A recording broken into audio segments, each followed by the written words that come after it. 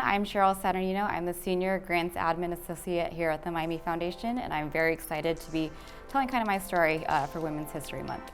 Awesome, so we'll just get right into it. So we're gonna ask you, we sent you a couple of questions ahead of time. You picked your favorite question, so we'll just get right into it. And I know that this is a very passionate subject for you. So what is a story or a teachable moment that you can share with some other women out there, women in your life? Yeah, that's a really great question. I'm really glad that you're asking. So actually, it's something that happened recently. I went to my first philanthropic in-person conference just last month. First time, meeting a lot of other philanthropic colleagues around the state. Pretty big conference as well. But one of the nights we were having dinner together, I didn't really know anyone at the conference, so I sat by myself.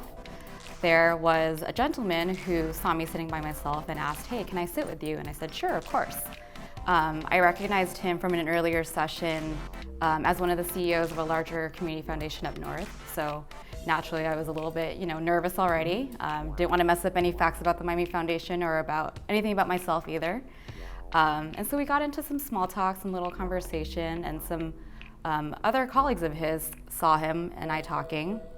All men, all with very fancy titles, and asked if they could sit with us. So the small talk went from really easy, small introductions to really complex business matters, which one, I couldn't follow, two, I couldn't understand or really contribute to the conversation. So Now you feel like me when I joined the foundation. yeah, I guess if that's how you feel. Thankfully, Sharice Grant, another power woman from the Miami Foundation, actually ended up sitting with us.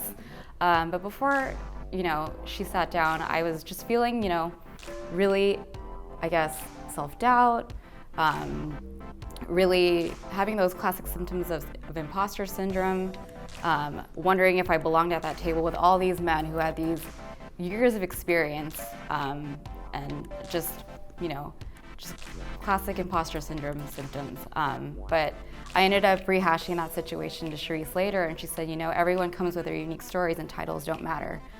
And it's what we bring to the table. It's our unique things that they don't know that only we can provide. So I guess just kind of sum that up I guess my advice for all women is to stay strong and to believe that you belong at that table. Awesome. So, could you name a woman that inspires you? A woman that inspires me is Beyoncé, Knowles Carter. I'm a big Beyoncé fan, not only for the music, but because of the person that she is. I admire her work ethic, but also her ability to remain down to earth and connected with people. I think that that's something that I strive to do, to be excellent in the things that I do and the things that I want to accomplish, but also grounded in those things as well, grounded in the experience of being connected with other people. And as I've watched Beyoncé's career evolve throughout my entire life, I think that those are the themes that have really just pulled me to her. Outside of the amazing talent and all of the amazing things that she's given us in terms of music and culture, I think that watching the person that she is and how she navigates those things is very inspiring to me. Definitely. To go from Austin Powers to Vogue magazine to a billionaire. Exactly. It's quite a career.